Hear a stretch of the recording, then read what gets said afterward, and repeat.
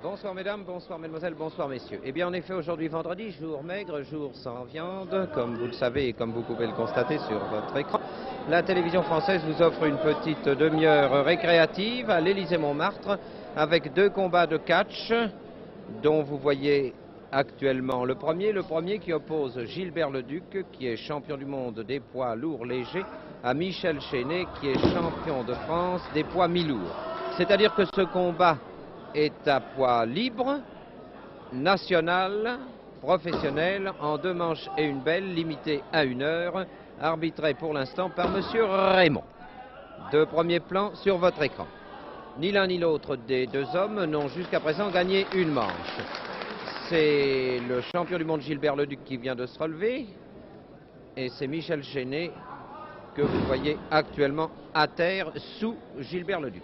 Jusqu'à présent, le combat a été fort apprécié de la foule des connaisseurs qui s'est rendue à l'Élysée-Montmartre. Combat violent, combat dur, combat au cours duquel les 2 hommes ne ménagent ni leurs efforts, ni leurs grimaces.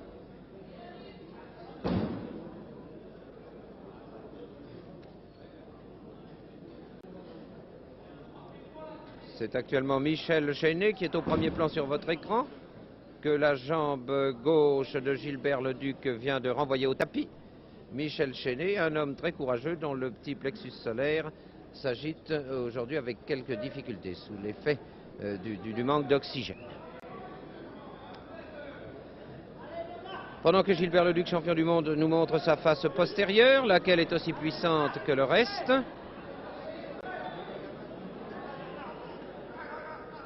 Gilbert Leduc qui triture sous ses doigts puissants Michel Chenet. Je rappelle, combat national professionnel en 2 manches et une belle, durée limitée à 1 heure. Leduc actuellement sur Chenet, qui tombe de Chenet par terre, mais qui n'a pas lâché pour autant sa prise et qui, sous les applaudissements du public, maintient sa pression sur Chenet, qui est champion de France, je le rappelle, des poids mi-lourds.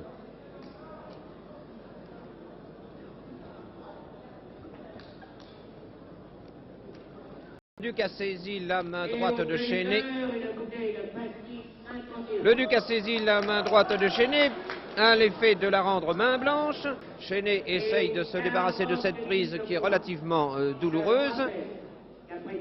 N'y parvient pas, les 2 hommes sont étroitement emmêlés comme vous le voyez, et tandis que Taffanelli nous recommande des choses et d'autres choses.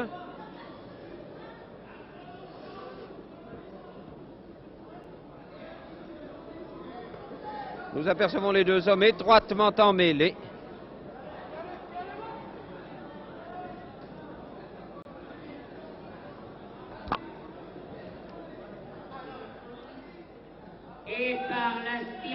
Les 2 hommes étroitement emmêlés. Leduc sous Chenet. Tandis qu'une prime de 3000 francs, je crois, a été annoncée. Ce qui fera 1500 francs à chacun de ces messieurs pour le spectacle qu'ils nous présentent. Eh bien mon Dieu, on peut dire que ça n'est pas trop payé. La sueur coule sur leurs membres, la preuve est sous leur nez.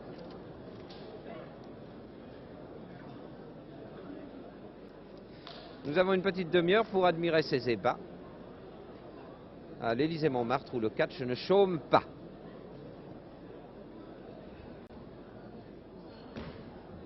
Toujours le Duc, toujours le champion du monde en bonne position, tandis que Michel Chenet s'agite comme une sardine dans une poêle à frire. Il faut dire d'ailleurs que s'il n'a pas tout à fait aussi chaud qu'une sardine dans une poêle à frire, il a tout de même très chaud, Michel Chenet. Regardez du côté de son nombril, il bout. C'est de la palpitation. Ce qu'il n'en est, mais quand on n'a plus qu'un bras et 2 jambes, et qu'on a de surcroît affaire au champion du monde des lourds légers. Ah! Mais voilà qui a peut-être été relativement douloureux pour le Duc. Maintenant une série de manchettes.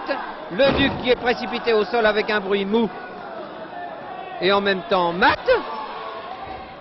Le Duc qui refait connaissance avec le sol. L'arbitre qui compte 2, le Duc qui se retourne, qui envoie Chenet à terre et qui joue à son tour de la manchette. C'est un champion du monde, ne l'oublions pas. On a beau avoir tout le courage de Michel Chenet. Je crois qu'on va arriver bientôt à la fin de cette première manche, prévue en 3 manches et une belle. Oh, la manchette est difficile. 1, 2, oui, certainement 3. Chenet en a vraiment pris un grand coup sous le menton, bien appliqué. Les 2 hommes ayant donné à la fin de cette première manche d'un combat national professionnel prévu en 2 manches et une belle s'il y a lieu, le meilleur de même. Chenet a même du mal à se relever. Gilbert Leduc, vainqueur de la première manche, nous annonce Joe Taffanelli, que tous les amateurs de belles chevelures viennent de reconnaître. Habillé à la scène, comme à l'écran, comme sur le ring, par ses parents.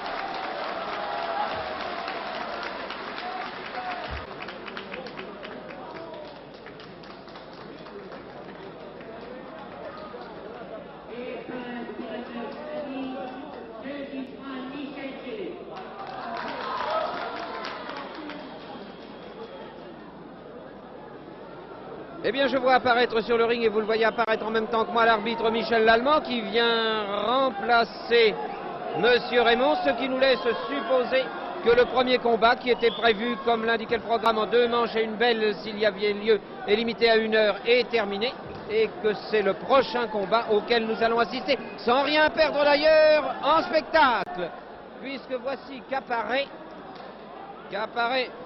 Ben Chemoul, qu'apparaissent plutôt Ben Chemoul, le fils, dit René, et Joachim Labarba, le père, dit le Mexique. Il est là, Bono, il est là.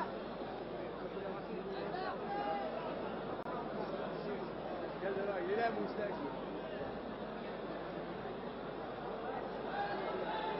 Pour l'instant, sur le ring, Ben Chemoul, le fils, dans une très belle robe de chambre, apparemment japonais. Belle chevelure, c'est le fils Ben Chemoul. Moins de cheveux dans l'autre coin, chez Joachim Labarba, champion du Mexique. Avez-vous vu un Mexicain? Le voici. Robe de chambre orange. Il a été au coiffeur la semaine dernière. 45 minutes pour attendre. Le champion d'Europe des moyens. Allez, Ben Chemoul.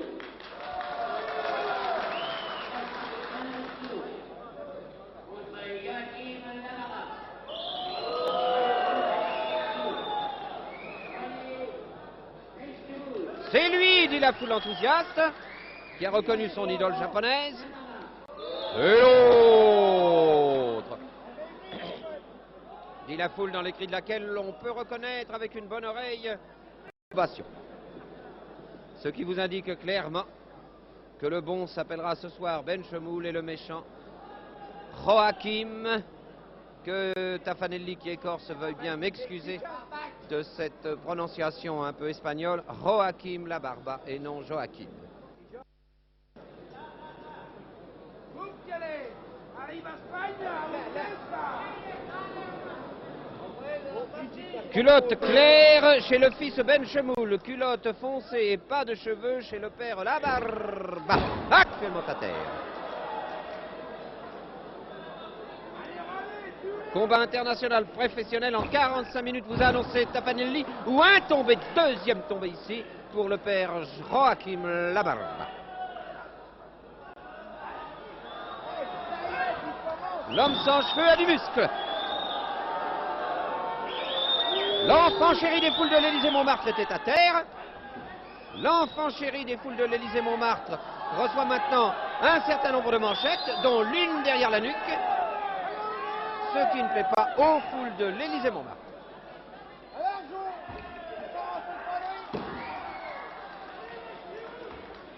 Jolie retournée du fils Ben Chemoul sur le bras gauche de Labarba, lequel Labarba essaye de se relever. Se relève à demi, se relève aux 3/4, se relève complètement et se trouve face à face, si j'ose dire, au fils Ben Chemoul. Trop face même au fils Ben Chemoul, puisqu'il lui a envoyé son poing droit du côté du nombril. Fabriqué par papa, voici un bon nombre d'années. Labarba à terre, Ben Chemoul par-dessus. Benchemoul, cycliste, et la Barba avec un coup de pied de mule.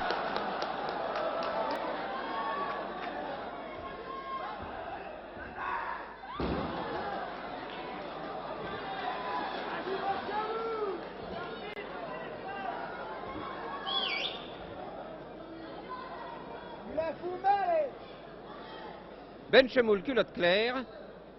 La Barba, front dégarni. Traître de surcroît.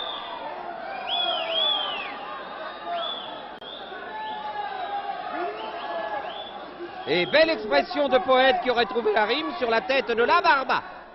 Présentement à terre.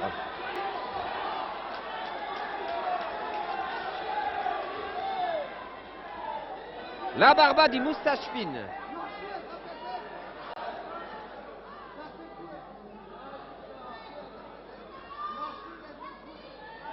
Benchemoul fils, velou comme un ours.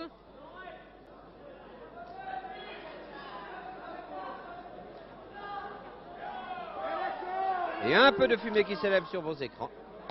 Pour vous rappeler qu'à l'Élysée-Montmartre, il n'est pas interdit de fumer. Et qu'au catch, il n'est pas tellement interdit de frapper dans le dos.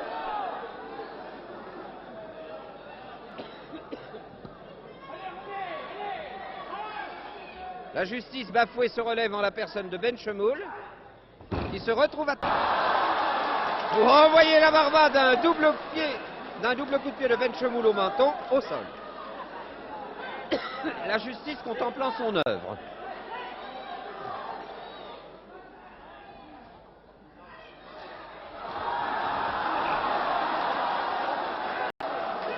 Le traître encordé.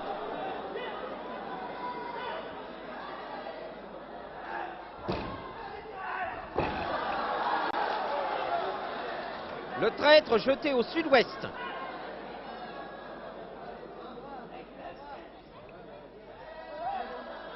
Le traître envoyé à plat ventre au milieu du ring.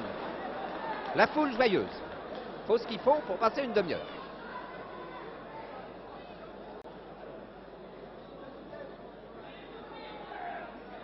Et Benchemoul, comme Charlot dans la ruée vers l'or, s'envoyant une chaussure.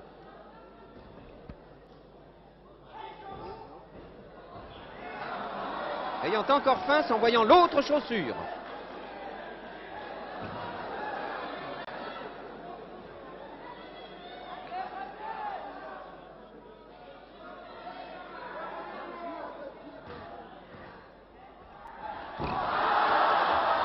Ah, c'est une jolie chose. C'est assez rare. Ça se pratique de temps à autre. J'en connais certains qui le mériteraient, mais il faut venir à l'Élysée-Montmartre pour voir ça. Un très joli petit coup de pied à mi-côte. Allez, Bigoudi! Allez, vas-y, Ginette, tu l'auras! Vous avez reconnu l'esprit fin qui fuse à l'Élysée-Montmartre. Bigoudi, c'est évidemment pour Joachim La Barba. Voilà Bigoudi sur votre écran. Plein cadre, comme on dit. Et la main dans la main, mes enfants. La main dans la main. C'est ça. Eh ben Bigoudi. Bigoudi regarde ailleurs. C'est grosse erreur. Il faut toujours regarder devant soi au catch.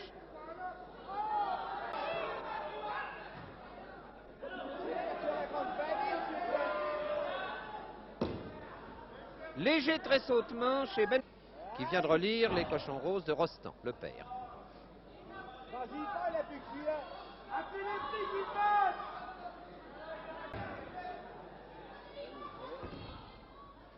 Vous savez, le verre où il est un tantinet question de ce léger tremblotement de gélatine. Ah! Ah, nous retrouvons Benchemoul, digne fils de son père.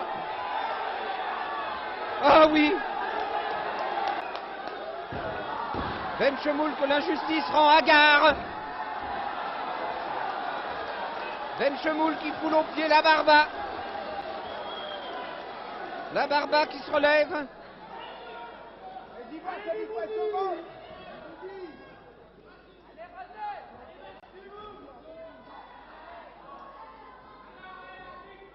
La Barba qui met son pied mexicain sur le petit coup mignon de Benchemoul.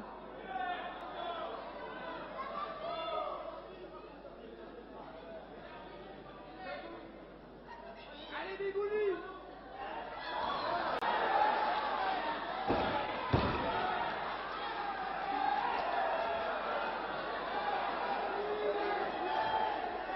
Et l'on repart.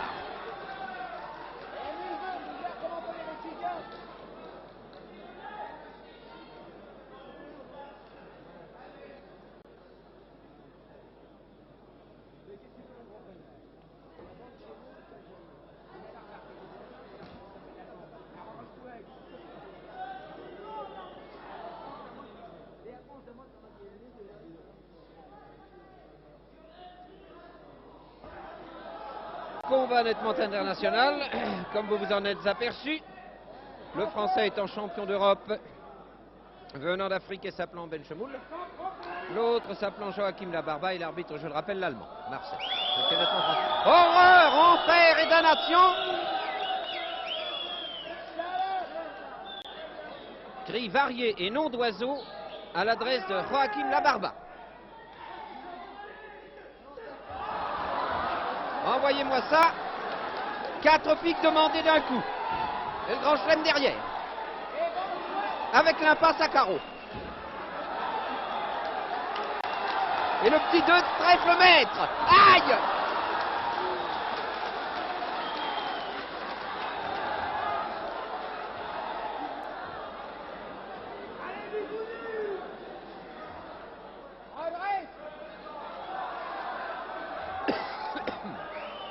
L'infâme Labarba, je n'ai pas besoin de le souligner davantage, s'accrochait aux cordes, ce qui est une des choses interdites au catch. Aïe donc! Voilà pour mes côtes.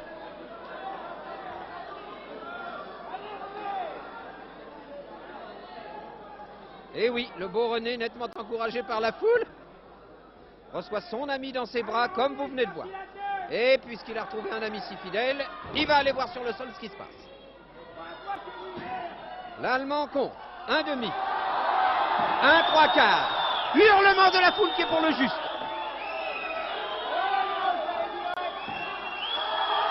Tête de Labarba qui fait front à l'orage. Main de l'arbitre qui compte jusqu'à 2. Et Labarba vient de frapper, comme vous l'avez vu, sur le gros colon, ce qui est nettement interdit en catch. Le gros colon étant une partie de l'intestin, je crois. Joie dans la foule de l'Élysée-Montmartre. Le juste bafoué a décidé de se venger. Et voilà, directement de l'index dans le nombril. Les fesses sur la 3e corde, les oreilles dans la main gauche et envoyé dans le public. Le public préférerait maintenant le talon dans l'oreille gauche. Madame s'en va. Elle ne peut en voir davantage. Arrive une masse énorme. C'est Joachim Labarba se roulant, se relevant. Tandis que s'agenouille René Benchemoul. Mais non pas pour demander pardon de ses torts. Ah, attention! Ah oui! Et voilà. Quand René Benchemoul a son os, il ne bouge plus. Et par Samy, aspirateur. 3000 francs à René Benchemoul.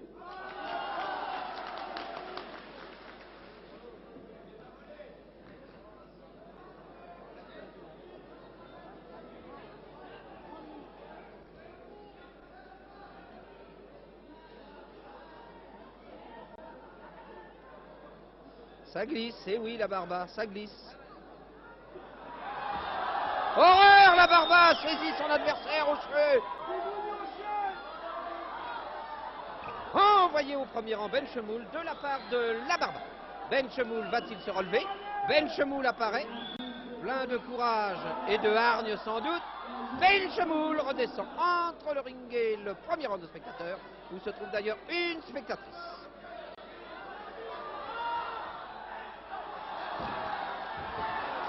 Emporté par son élan, Voilà que Benchemoul tire les oreilles aux Mexicains.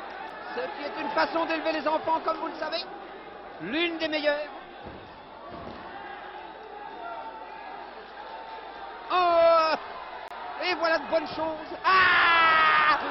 Voilà qui est ravissant. Un avertissement à Benchemoul de la part de l'Allemand qui vient de recevoir des coups de pied. Hurlement de désapprobation d'une foule. Oh, délire. Mes fesses. Oh, mes fesses. Ah, mon crâne. Oh, la joie éclate dans tous les gosiers. La foule ne regrette pas ses 200 francs. Joachim Labarba regrette peut-être d'être monté sur le ring. Il est vraisemblable que l'arbitre a demandé un avertissement pour Benchemoul. Au milieu d'un tel vacarme, nous l'avons... Benchemoul, horriblement piétiné par le Mexicain. Avez-vous vu un Mexico? Incroyable Mexicain. Incroyable Benchemoul. Extraordinaire arbitre qui s'est passé au bon moment pour laisser les caméras aux prises avec l'effort des hommes. Si tant est qu'on puisse donner le nom d'homme à ces deux masses.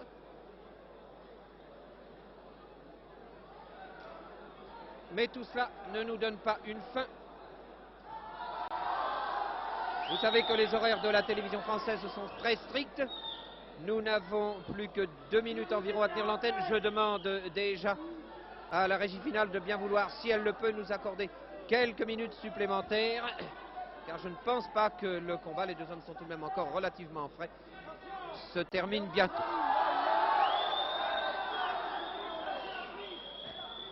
C'est Labarba pour l'instant qui triture Benchemoul. C'est Benchemoul qui envoie un coup de genou sur le front dégarni de Joachim Labarba, lequel est à genoux, actuellement sur le flanc, présentement compté par l'arbitre, et enfin relevé.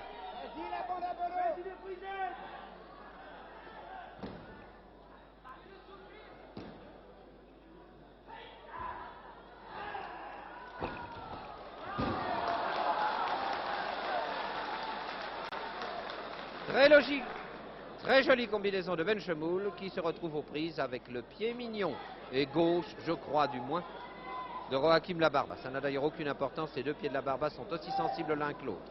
Le tout est d'en avoir un et de le triturer à bon escient.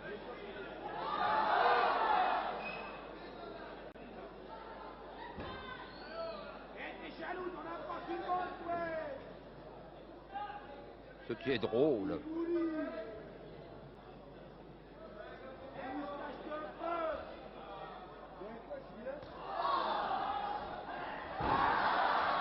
Labarba sur le ventre une nouvelle fois.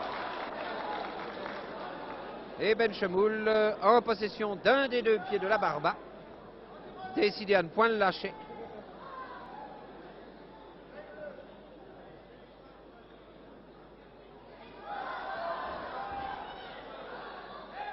L'ayant pourtant lâché, et Labarba montrant ses deux mains blanches d'enfant de cœur qui n'a jamais rien fait de mal.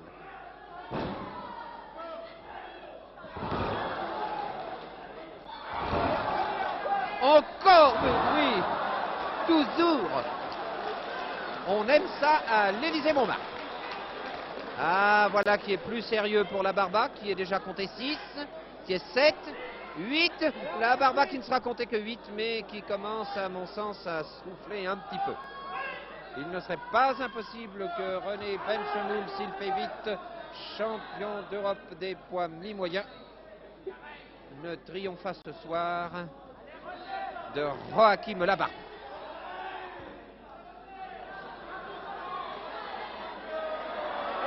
J'ai demandé quelques minutes supplémentaires d'antenne, je pense qu'on peut nous les accorder. Voici en tout cas à propos d'accorder, voici Labarba encordé lui.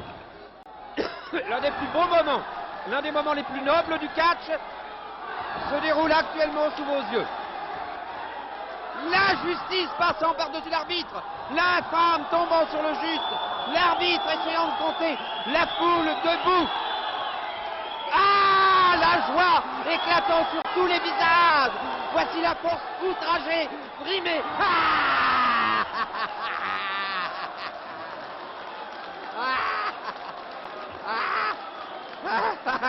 Le juste, l'arbitre, la loi va dire quelque chose. C'est-à-dire que la loi reçoit en nouveau chez elle, c'est-à-dire sur le ring de l'Élysée-Montmartre, le Mexicain. Le Mexicain que vous avez reconnu à sa culotte noire et parce qu'il venait de passer par-dessus les cordes. Très joli mouvement d'ensemble exécuté ce soir à l'Élysée-Montmartre. Il aurait été vraiment fâcheux que nous le manquions. Et jolie expression de Joachim Labarba, qui a sans doute trouvé la rime.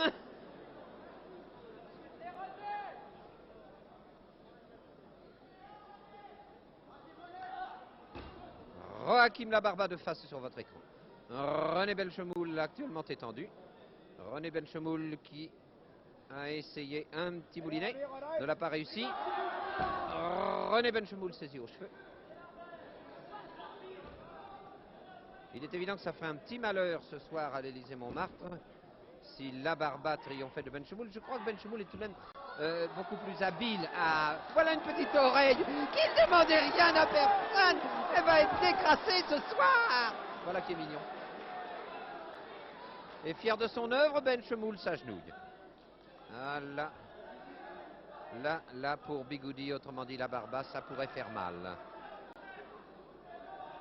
Labarba s'accroche aux branches, comme vous le voyez, mais la branche est flexible, comme vous le savez. La preuve, elle vient de tomber mollement sur les deux arbitres, en un endroit où Joachim Labarba voudrait bien aller continuer le combat. L'Allemand s'interpose, ce qui lui arrive quelquefois, fait signe d'une main largement ouverte à Benchemoul. Benchemoul s'essuie la face, se la voile un instant comme celle des comices agricoles, et la suite sur votre écran. Ici, Benchemoul à terre.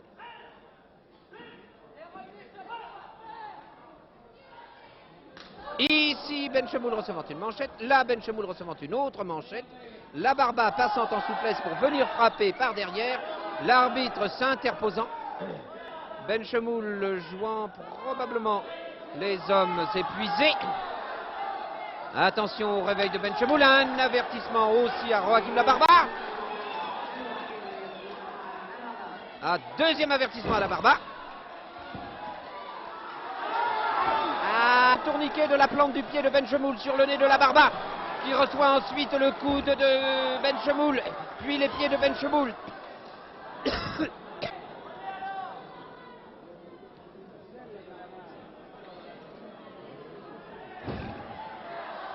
Labarba envoyé dans le coin du ring, pour ne pas dire aux fraises. Restons polis.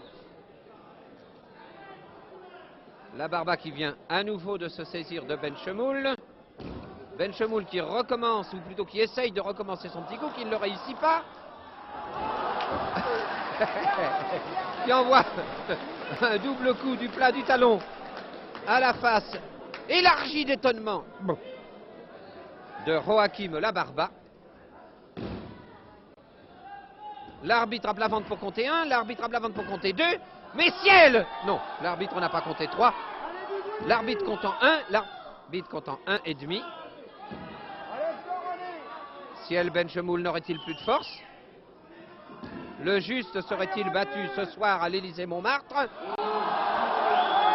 Après 20 minutes de combat annoncé d'une voix mâle par Joe Taffanelli.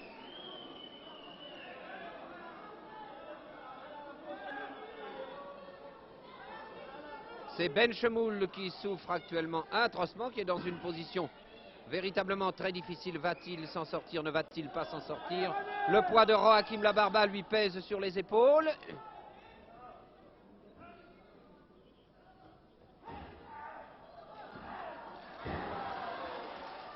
Je demande encore, si possible, 1 ou 2 minutes d'antenne.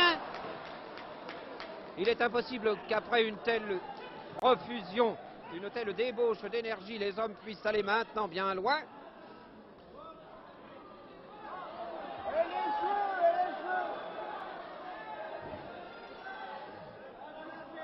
Labarba frappe avec conviction.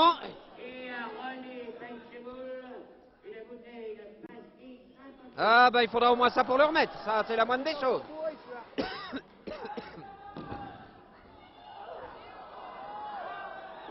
En attendant de boire. Ah, voilà la friture. Ah, l'horrible chose. Le Mexicain précipité, comme vous l'avez vu sur le premier rang. Le Mexicain reprenant sa place au combat, mais Ben Chemoul semblant maintenant avoir les idées plus claires. Me trompais-je? Ne me trompais-je point? Je ne le sais point. Je vais le savoir. Ah, la très belle chose qui donne la victoire à Ben Chemoul, sautillant devant la Barba, écroulée sous vos yeux, à l'heure où la télévision française vous dit bonsoir et merci d'avoir assisté à cet excellent spectacle.